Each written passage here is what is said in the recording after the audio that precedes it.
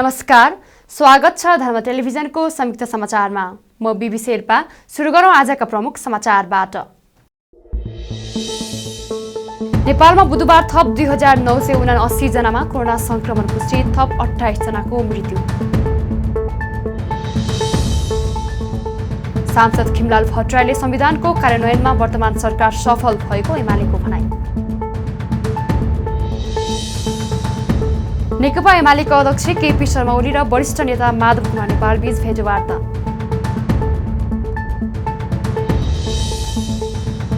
जनता समाजवादी party नेपालको विवाद टुङ्ग्याउन निर्वाचन आयोगद्वारा आवश्यक प्रक्रिया सुरु।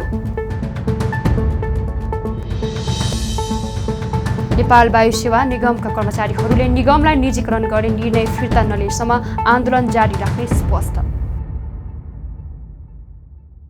अब समाचार विस्तारमा। नेपालमा बुधबार थप 2979 जनामा कोरोना संक्रमण पुष्टि भएको छ। देशभर गरिएको 7835 पीसीआर परीक्षणका क्रममा 2077 र 4063 एन्टिजेन परीक्षणका क्रममा 902 जनामा कोरोना संक्रमण पुष्टि भएको स्वास्थ्य मन्त्रालयले जनाएको छ। यो सँगै नेपालमा कोरोना संक्रमितको संख्या 6,90,971 पुगेको छ। त्यस्तै कोरोनाका कारण थप 28 जनाको मृत्यु भएको छ भने हालसम्म नेपालमा कोरोना संक्रमणका कारण 9291 जनाको मृत्यु भएको छ। त्यस्तै थप 1333 जना संक्रमण मुक्त हुँदा हालसम्म नेपालमा 6,14,327 जना संक्रमण मुक्त भएका छन्।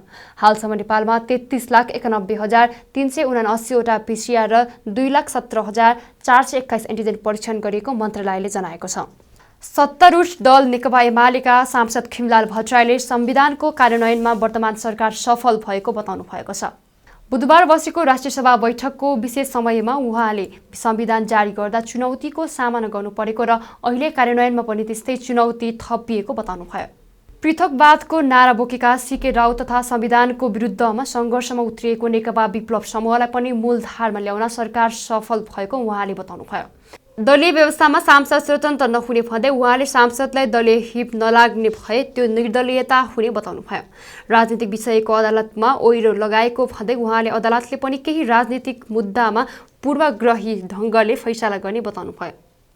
राजनीतिक विषयको अदालतमा ओइरो लागेको भन्दै उहाँले अदालतले पनि केही राजनीतिक मुद्दामा पूर्वग्रही ढङ्गले फैसला गरेको बताउनुभयो। कार्यान्वयनमा रहेका देशभित्र र बाहिरका चुनौतीका पक्षहरूलाई समातेको छ।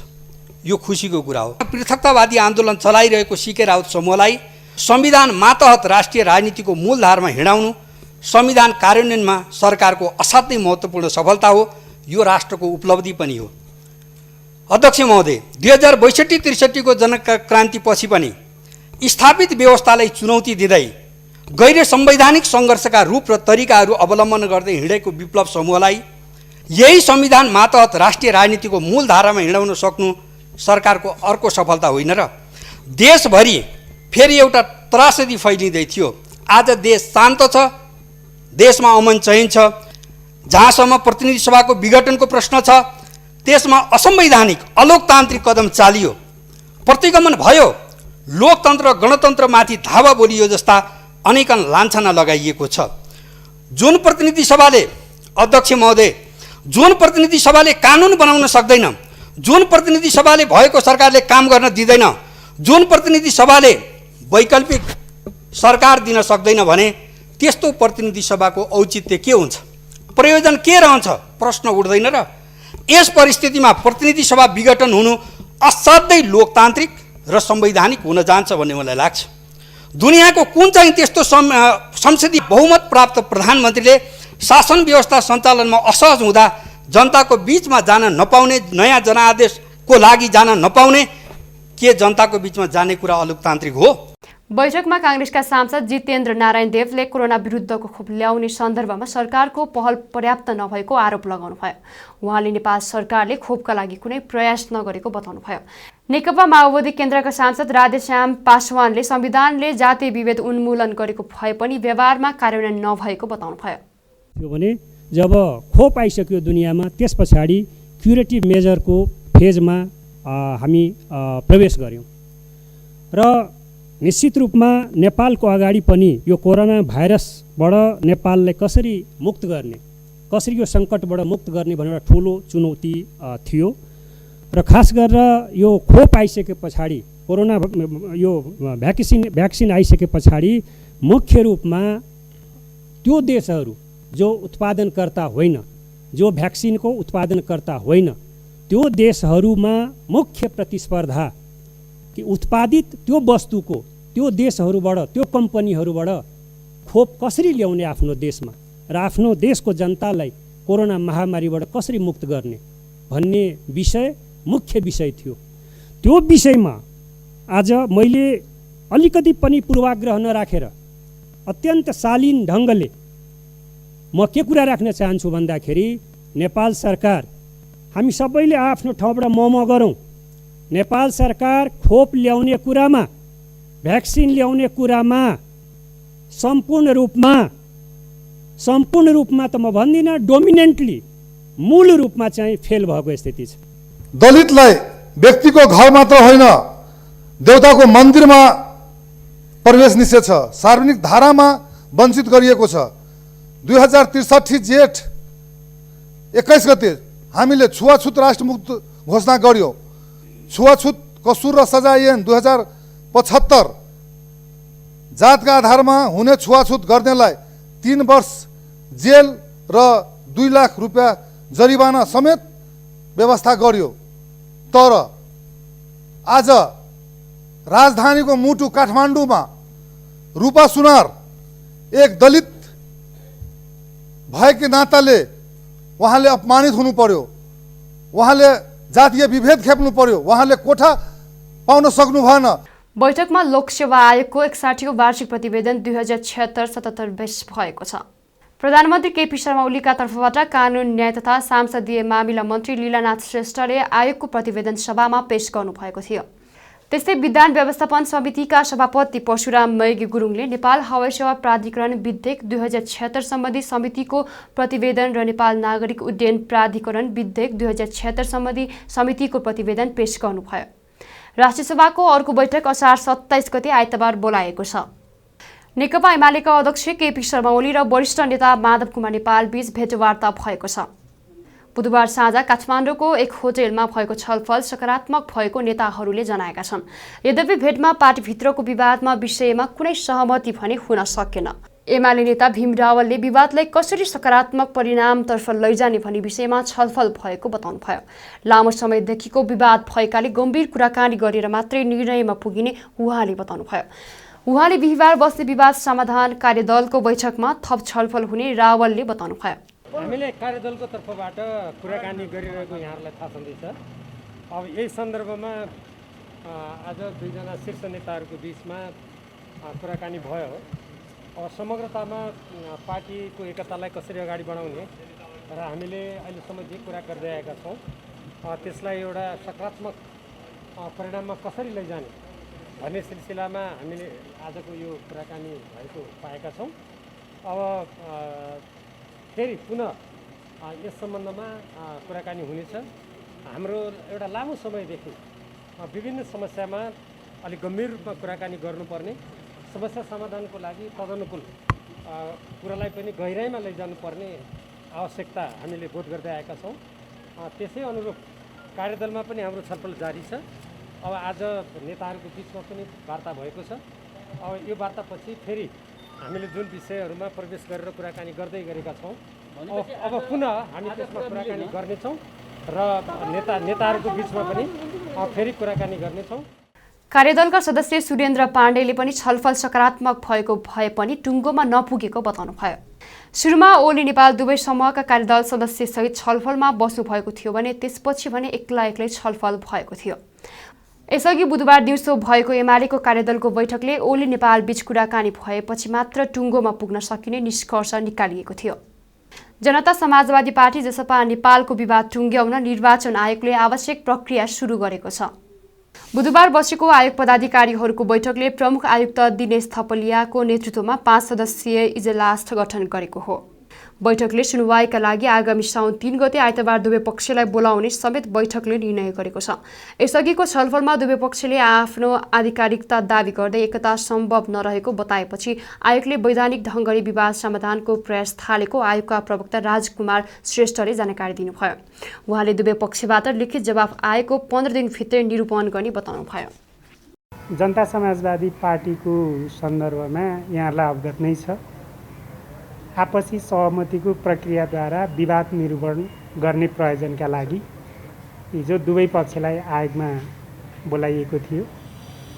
दुवै पक्षका तर्फबाट सहमति कायम हुन नसक्ने अवस्था भएकोले विवादलाई निरूपण गर्नका निम्ति विद्यमान कानुनी व्यवस्था अनुसार प्रक्रिया अगाडि बढाउन उहाँहरूको पनि सहमति र आयोगले पनि त्यो प्रक्रिया चाहिँ अगाडि बढाइसकेको छ र विवाद निरूपण गर्नका निम्ति आयोगमा इजलास गठन हुन्छ आयोगको पदाधिकारीहरूको र इजलासमा चाहिँ सुनवाईको प्रक्रिया सुरु भएर अदालती प्रक्रिया बमोजिम नै त्यसको निर्णय हुन्छ।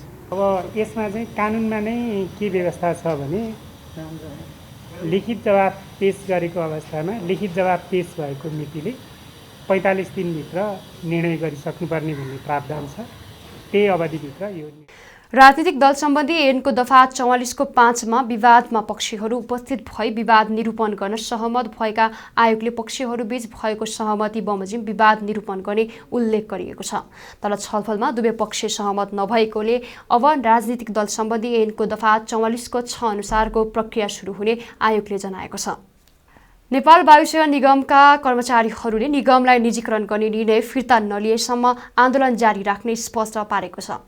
बुधबार काठमाडौँमा पत्रकार सम्मेलन गर्दै निगमका 3वटा कर्मचारी संगठनले निगमलाई निजीकरण गर्ने निर्णय फिर्ता नलिएसम्म आफूहरूको आन्दोलन जारी स्पष्ट पारेका छन्।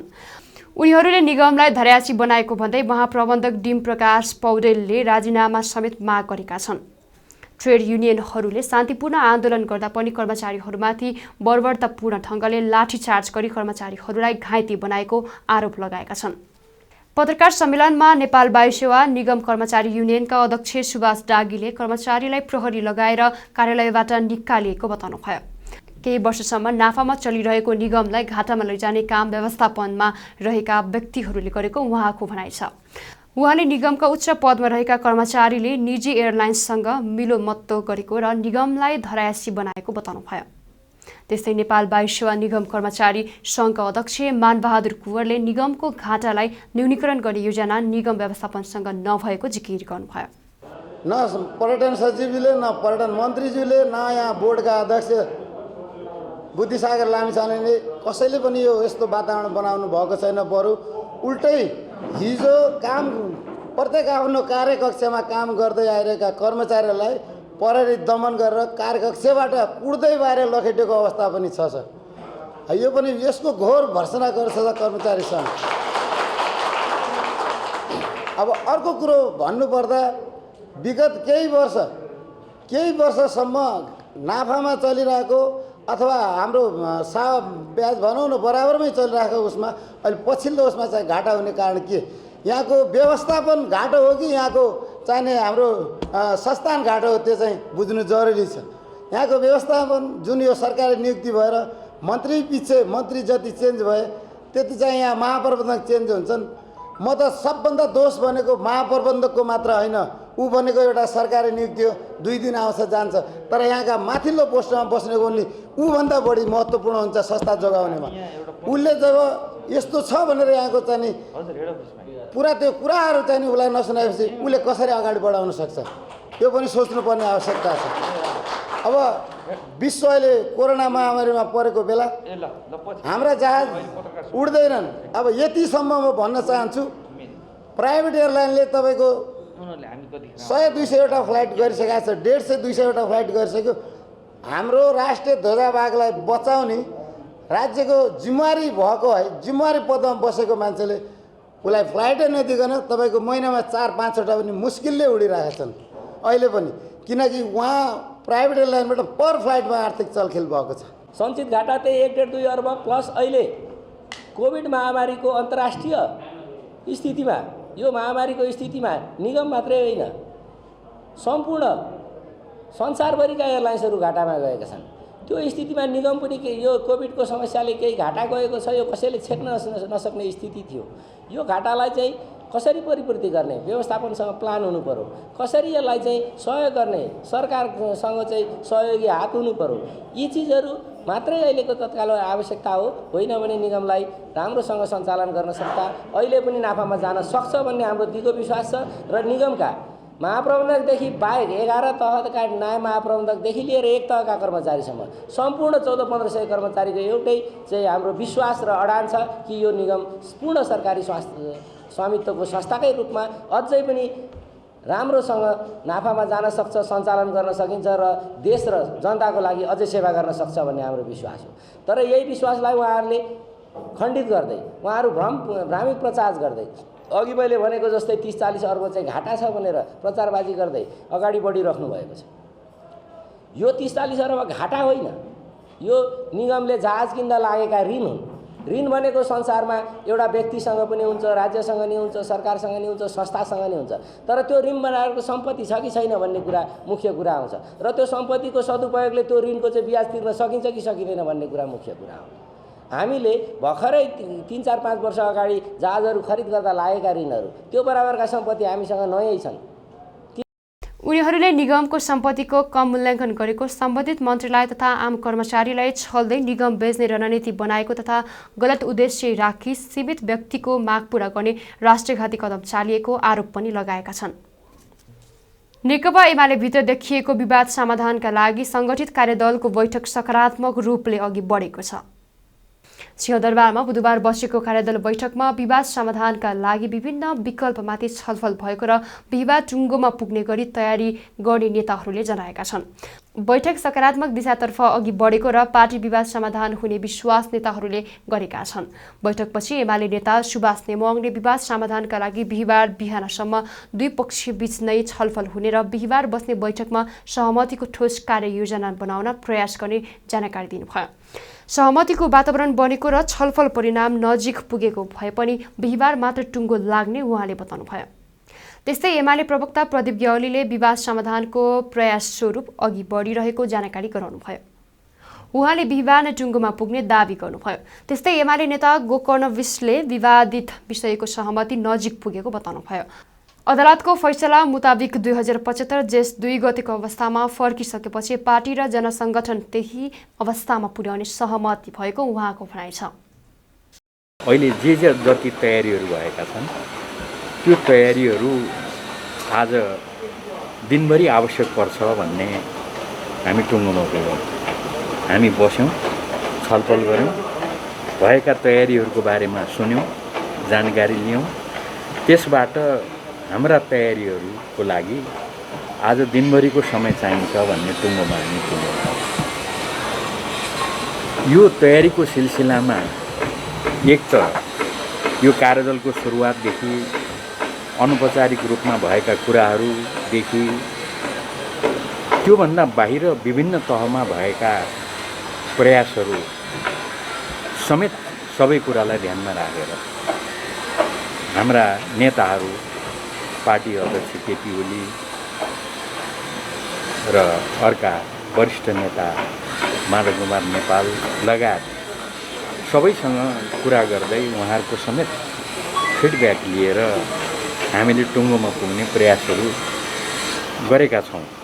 त्यो समेतलाई ध्यानमा राख्दा आजको समय हामीले चाहिने आवश्यकता महसुस गऱ्यौँ र आज साँझसम्ममा ती सबै काम भइसक्छन् र भोलि हामी फेरि बैठकलाई औपचारिक रूपमा सुरु गर्छौँ र भोलि सम्भवतः अहिलेसम्मको हाम्रो सोचाइ अनुसार बिहान 11 बजेदेखि हामी बैठक बस्छौँ र भरसक यसलाई चाँडै हामी टुङ्गोमा पुर्याउँछौँ। सबैसँग सल्लाह गर्ने भनेको त्यसभित्र पार्टी अध्यक्षदेखि लिएर कमरेड माधव नेपालसम्म त्यसभित्र पर्नुहुन्छ।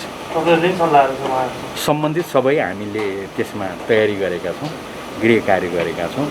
जसले सल्लाह गर्नुपर्ने हो उहाँहरूले गर्नुहुन्छ। छलफलहरू भएको छ, हामी निष्कर्ष उन्मुख छौँ। अब विस्तृत कुराहरू हामी यो सबै कुराहरू सकिएपछि यहाँहरूसँग जानकारी गराउने नै छौँ। कार्यदलका तर्फबाट नेताहरूसँग परामर्श गर्ने, उहाँहरूका भावनाहरू बुझ्ने कुराहरू पनि भइरहेको छ।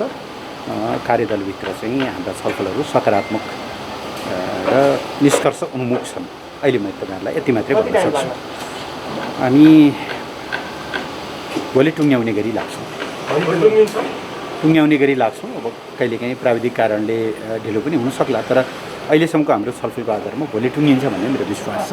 अनौपचारिक रूपमा जुन प्रकारले प्रयत्न भएका थिए ती प्रयत्नहरूलाई अझ सार्थक परिणाममा पुर्याउनको लागि, सार्थक निष्कर्षमा पुर्याउनको लागि विगत 3 दिनदेखि कार्यदलले औपचारिक रूपमा काम सुरु गरेको छ। आज कार्यदलको तेस्रो बैठक सम्पन्न भएको छ। हामी तेस्रो बैठकसम्म आइपुग्दा जुन मुद्दाहरूमा विवाद देखा परेको थियो ती मुद्दाहरूमा समाधान खोज्ने सन्दर्भमा झन्डै निष्कर्षमा पुगिरहेका छौँ र एउटा छोटो अवधिमा हामीले समस्याहरूको समाधान गर्दै पार्टीलाई एकताबद्ध बनाउन सक्छौँ, सार्थक परिणाम प्राप्त गर्न सक्छौँ भन्ने कुरा कार्यदलको बैठकबाट हामीमा विश्वास आर्जन भएको छ। बैठक सकारात्मक रूपमा अगाडि बढेको छ। के कुराहरूमा निष्कर्ष भएको छ, के अलिकति मिल्न बाँकी छ, थोरै स्पष्ट पार्दैछु। होइन, अहिले ती सबै विषयहरूलाई मैले राख्न चाहँदैन, तर म यति साङ्केतिक हिसाबले भन्न चाहन्छु कि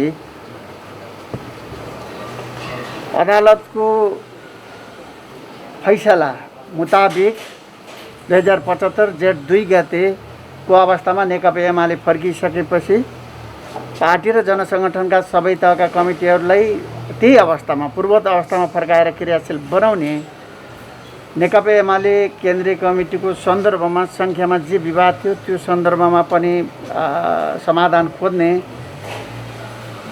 नेकपा माओवादीको तर्फबाट नेकपा एमालेमा एकताको सन्दर्भमै रहनुभएका साथीहरूको व्यवस्थापन गर्ने विषय र प्रतिनिधि सभा विघटन र अदालतमा परेको मुद्दाको सन्दर्भमा समाधान खोज्ने गरी हामीले जुन भाषामा सहमति खोज्नु पर्थ्यो त्यो सन्दर्भमा धेरै हिसाबले हामी नजिक आइपुगेका छौँ। एमाले भित्रको विवाद मिलाउन पछिल्लो केही दिनदेखि दुवै पक्षका नेता सम्मिलित कार्यदल निरन्तर छलफलमा रहेका छन्। पार्टीभित्रको विवाद उत्कर्षमा पुगेपछि निष्क्रिय रहेको कार्यदल असार 21 गते पुनः सक्रिय भएको थियो। नेकपा एमालेका आबद्ध पूर्व माओवादी नेताहरूले नेकपा माओवादी केन्द्रको दल दर्ता खारिज गर्न माग गर्दै निर्वाचन आयोगमा निवेदन दर्ता गराएका छन्। पूर्व माओवादी नेता लीलाबहादुर थापाको नेतृत्वमा रामचन्द्र मण्डल लगायतका पूर्व माओवादी नेताहरूले माओवादी केन्द्रको दल दर्ता खारिज गर्न माग गर्दै आयोगमा निवेदन दर्ता गराएका हुन्। लामो समयसम्म महाधिवेशन नगरेर माओवादी केन्द्र पार्टी नै अवैधानिक भएको उनीहरूको भनाइ छ। अवैधानिक पार्टीले माओवादी केन्द्रको तर्फबाट 4 जना सङ्घीय सांसद, प्रदेश सांसद र स्थानीय जनप्रतिनिधिमाथि कारबाही गर्नु मान्य नहुने सो समूहले जनाएको छ। पूर्व माओवादी नेता लीलाबहादुर थापाले निर्वाचन आयोगमा 2073 सालभित्र महाधिवेशन गरिन्छ भनेर जानकारी गराए पनि महाधिवेशन नभएकाले सो पार्टीलाई कानुनले नचिन्ने बताउनुभयो। अवैधानिक पार्टीले कारबाही गरेको जानकारी सहितको निवेदन आयोगमा दर्ता गरिएको उहाँले जानकारी दिनुभयो। नेपाल कम्युनिस्ट पार्टी माओवादी केन्द्रको तर्फबाट आज कैयौँ सांसदहरूलाई, 4 जना सङ्घीय सांसदहरूलाई र अन्य प्रदेश सांसदहरू 9 जना र स्थानीय निकायमा निर्वाचित भएका 100 जना प्रतिनिधिहरूमाथि कारबाहीको दण्ड चलाइयो र त्यो कारबाही अवैधानिक छ कि पार्टी नै अवैधानिक छ, पार्टी नै संस्थागत भएको छैन, विधि सम्मत छैन। किन भन्नु होला भने 69 साल माघको 20 देखि 26 गते महाधिवेशन भयो, त्यसपछि पार्टीको महाधिवेशन भएको छैन। 9 वर्षसम्म पार्टी महाधिवेशन भएन। निर्वाचन आयोगमा 73 सालभित्र हामी महाधिवेशन गर्छौँ भनेर जानकारी गरियो, तर पार्टीको महाधिवेशन हुन सकेन। 73 सालमा के गरियो? निर्वाचन आयोगमा दर्तै नभएका पार्टीहरूलाई कानुनले चिन्दैन। 10 वटा पार्टीको बिचमा गौरवशाली पार्टी, क्रान्तिकारी पार्टी, स्वतन्त्र पार्टी, विभिन्न पार्टी भनेर 10 वटा पार्टीको बिचमा पार्टी एकीकरण गरियो भन्ने घोषणा गरियो माओवादी केन्द्रको तर्फबाट। तर त्यो अवैधानिक ढङ्गले पछि बाबुरामजी फुट्नुभयो, विप्लवजी जानुभयो, अलग हुनुभयो, अनि वैद्यजीहरू अलग हुनुभयो। त्यो अलग भएका साथीहरू समेत जाँदाखेरि खासै माओवादीमा रहने तत्त्व चाहिँ, मूल गुदो चाहिँ त्यहाँभित्र रहेन। नरहेपछि फेरि उहाँहरू को आउनुभयो को जानुभयो। हामी चाहिँ महाधिवेशनबाट निर्वाचित केन्द्रीय सदस्यहरू हामी हौँ र त्यसपछि ती आएका साथीहरूलाई समेत लिएर अवैधानिक ढङ्गले कारबाहीको डन्डा चलाइयो। त्यसकारणले पार्टीहरू वैधानिक हुनुपर्छ, वैधानिक पार्टीले चलाएको कारबाही मान्नुपर्छ, सबै पार्टी वैधानिक बनोस् भन्ने आजको आवश्यकता हो। र हामीले बुझिरहेका छौँ नेपालमा निर्वाचन आयोगले पनि धेरै पार्टीहरूलाई सचेत बनाएको छ। आज पार्टीहरू वैधानिक ढङ्गले चलेनन्, पारदर्शी भएनन्, समावेशिताको आधारलाई कायम गरेनन्। 1/3 महिलाहरूको 33% सहभागिता हुनु पर्यो नि पार्टीभित्र, समावेशिता हुनु पर्यो नि। संविधान र कानुन अनुसार नभएको हुनाले ती पार्टीहरू अवैधानिक हुन् र माओवादी केन्द्रको तर्फबाट पनि अवैधानिक ढङ्गले नै आफ्नो गतिविधि सञ्चालन गरिएको छ भनेर दाबी पेश गर्नको लागि हामी यहाँ उपस्थित भएका हौँ र आज दाबी पेश गरेका छौँ, निवेदन दर्ता गरेका छौँ।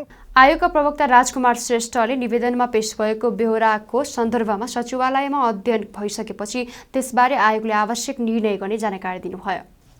निवेदनमा पेश भएको बेहोराको सन्दर्भमा सचिवालयमा अध्ययन हुन्छ र अध्ययन भइसकेपछि बेहोरासहित आयोगमा पेश हुन्छ र आयोगले यस सन्दर्भमा केही निर्णय गर्छ। सर्वोच्च अदालतले 23 फागुनमा नेकपा खारेज गरेपछि एमालेमा लागेका सांसद टोप बहादुर रायमाझी, लेखराज भट्ट, प्रभु शाह र गौरीशङ्कर चौधरीलाई कारबाही गरेको थियो। त्यस्तै तत्कालीन राष्ट्रिय सभा सदस्य रामबहादुर थापा र चन्द्रबहादुर खड्कालाई पनि कारबाही गरेको थियो। 4 सांसद पदमुक्त भएको सूचना सांसद सचिवालयले प्रकाशित गरी आयोगलाई जानकारी गराएको थियो। अहिलेलाई संयुक्त समाचार यति नै। कोरोनाको दोस्रो र तेस्रो लहर भयावह हुँदै गएको छ। यस घडीमा सरकारले तोकिएको स्वास्थ्य मापदण्ड पालना गरी आफू पनि बचाऊ र अरूलाई पनि बचाऊ। साथै धर्म टेलिभिजन हेर्दै गर्नुहोला। नमस्कार।